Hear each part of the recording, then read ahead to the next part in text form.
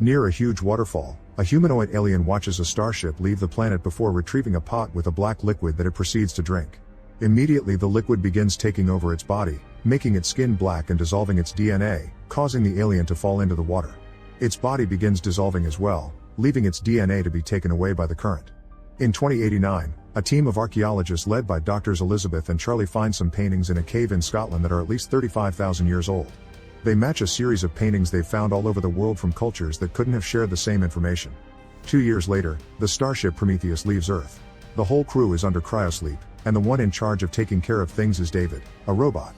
He uses his free time to get to learn more about being human, like playing sports, watching movies, dyeing his hair, and learning ancient languages. He also likes to spy on the crew's dreams. For example, Elizabeth dreams of the time she was a little girl and watched an African tribe bury one of their men. Her father had to explain to her how each culture had different beliefs when it came to death. After 2 years of traveling, the ship reaches its destination, and David wakes up the whole crew consisting of mercenaries and scientists. Everyone gets time to recover from the side effects and to get some food on their empty stomachs, although Captain Yannick also puts up a Christmas tree because they miss the holidays.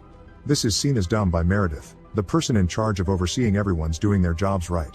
Soon the mission brief begins, and Meredith plays a holographic recording of Peter, the CEO of Wayland Corporation, which is the company funding this expedition. He explains that by the time they watch this he's already dead, and that David's the closest thing to a son he'll never have.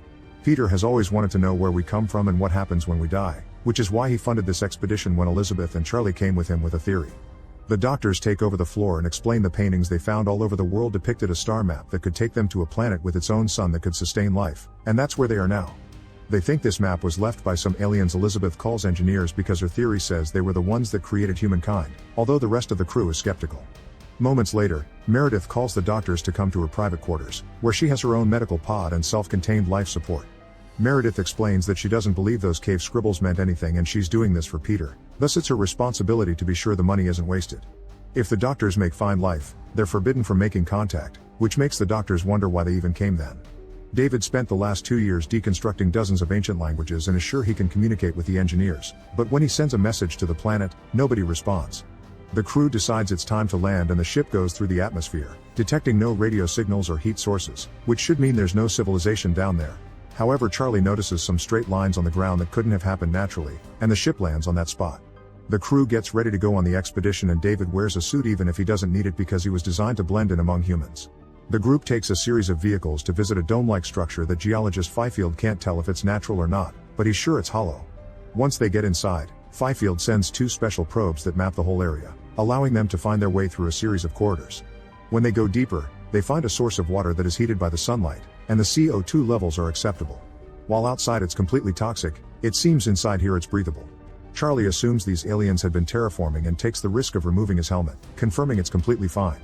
Then everyone removes their helmets to keep exploring, and David finds a wall with a weird goo and various symbols on it, which he activates thanks to his language knowledge.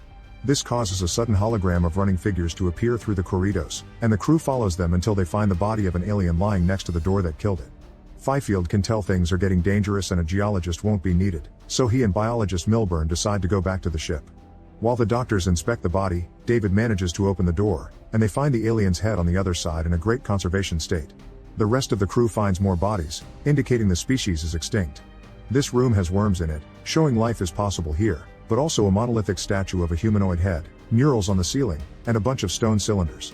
David notices the cylinders are sweating and soon one of them begins to expel a black organic substance. Elizabeth doesn't notice because she's looking at the murals, which have started to change.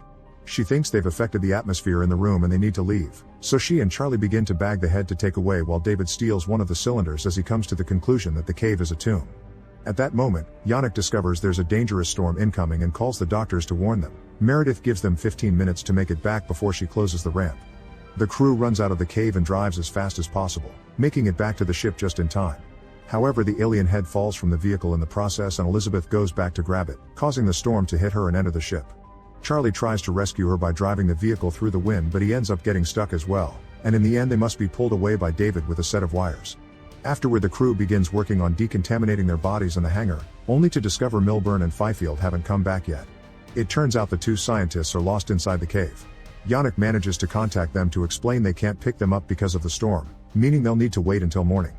Meanwhile, the team sterilizes the head and a quick scan reveals it's not an exoskeleton, it's a helmet. When they open it, they find a humanoid alien head inside with new cells changing on its forehead, so they decide to run a stem line into his brain to make it think it's alive. The trick works and the face starts gesturing, but things go wrong quickly and the overstimulation ends up making it explode. Elizabeth takes a closer look at the sample she took from the head and is delighted to discover that its DNA matches a person's, meaning her theory had been right and these guys created the human race. Meanwhile, David goes to offer an update to a cryosleep pod that holds a mysterious person. Nobody else knows about it except for Meredith, who violently demands David tell her what the person said. David only says they were asked to try harder. Then David goes to inspect the cylinder he brought in private, and inside he finds a bunch of capsules with a black liquid inside. This gives him an idea, and he decides to visit Charlie to share a drink with him as they wonder how far they'd go to get the answers they want. Afterward, Charlie joins Elizabeth in her room and she gets to share the news about the DNA, so they celebrate by getting frisky. In the cave, Milburn and Fifield are looking at a creepy pile of alien bodies when they suddenly get a call from Yannick, who warns them that the scanner found signs of a life form nearby. The scientists begin to worry, but just like that the ping on the scanner disappears, and Yannick blames it on a glitch. Eventually Milburn and Fifield come across the room with the monolith and find the black liquid coming out from the cylinders. To their surprise, they find a reptile-type alien swimming in the liquid, and when Milburn comes closer, the creature gets attached to his arm to try to break it. Fifield cuts the creature off to help him only to get the alien's corrosive fluid sprayed on his helmet, which eats through the plastic and reaches his face. While Fifield agonizes in pain, the creature gets inside Milburn's suit and kills him. The next morning, Charlie wakes up feeling unwell and notices there's something weird in his eyes. Yannick calls everyone to inform them the storm's gone, but he can't make contact with the scientists, so they'll go looking for them. His men couldn't find the glitch on the scan either, thus David promises he'll find the probe and fix it. However, while the group searches the cave, David stays behind on purpose and takes his own path, sending a recording of what he sees to Meredith. He finds another room full of thousands of cylinders and alien armor, then takes a corridor to a chamber with a bunch of cryosleep capsules. David cuts Meredith off before activating a machine in the center of the room that shows him holograms of the engineers looking at a star map that includes Earth. When the show is over, David notices one of the cryosleep capsules is glowing because it still has a live engineer inside. Meanwhile, Charlie keeps tripping during their search and Elizabeth notices he's sick, but he keeps going anyway.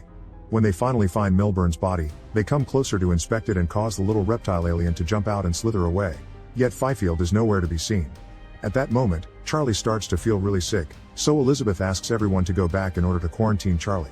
By the time they return to the ship, Charlie's skin is starting to turn black, and Meredith meets them at the hangar with a flamethrower in hand because she doesn't want Charlie aboard. Yannick and Elizabeth start arguing with her, but Charlie thinks he has no future and walks to Meredith on purpose to make her toast him to the ground while Elizabeth watches in agony. Moments later, the crew is quarantined and David runs tests on Elizabeth to check Charlie didn't infect her. To their surprise, the scan shows her to be 3 months pregnant, which is impossible because 3 months ago she had been under cryosleep. The fetus has a creepy weird shape as well and Elizabeth wants it out, but David points out they don't have the means or personnel to perform such surgery. Suddenly Elizabeth's abdomen begins hurting terribly, so David gives her some medicine to make her sleep. Some minutes later, a few crew members wake Elizabeth up in order to take her to a cryosleep capsule until they can decide what to do with her fetus. Elizabeth refuses to keep this thing and fights everyone off before running away until she finds Meredith's medical pod. She asks for a cesarean, but for some reason the pod is only calibrated for men and can't do it, so instead Elizabeth asks for the extraction of a foreign body. The machine accepts this and gives her some anesthetics, but they aren't strong enough and she still feels unbearable pain as a claw removes the strange fetus from her body. The fetus immediately pops and a creepy alien comes out of it, which begins shaking its tentacles to try to free itself.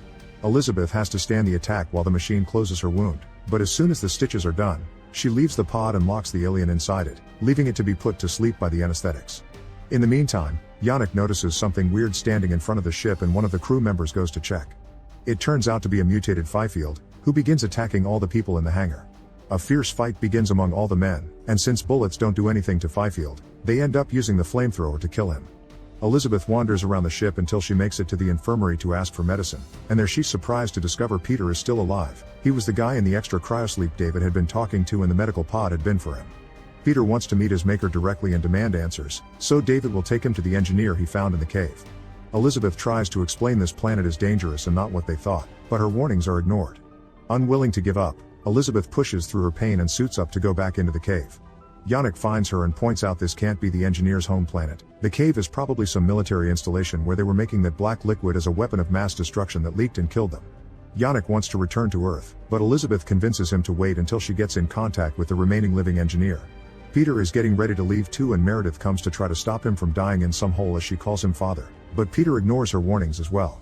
When the crew reaches the cave, David tells everyone to take off their helmets because he knows the disease isn't in the air, implying he was the one that put the black liquid in Charlie's drink. The crew reaches the new room with the thousands of cylinders and David calls it a cargo hold. This new scan angle makes Yannick and Meredith realize this isn't a cave, it's a starship. David activates the machine while he explains the engineers were in the process of leaving for Earth when they lost control of the black liquid that killed them. The last engineer is woken up, and Elizabeth tries to ask some questions, but Peter makes one of his mercenaries shut her up with a hit before he begins asking philosophical questions of his own.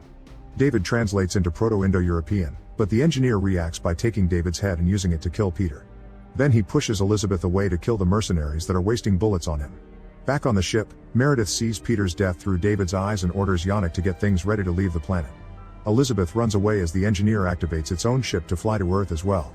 This opens lots of areas on the ground and Elizabeth jumps through them as she calls Yannick to tell him to stop the engineer or the black liquid will make it to Earth and destroy humanity.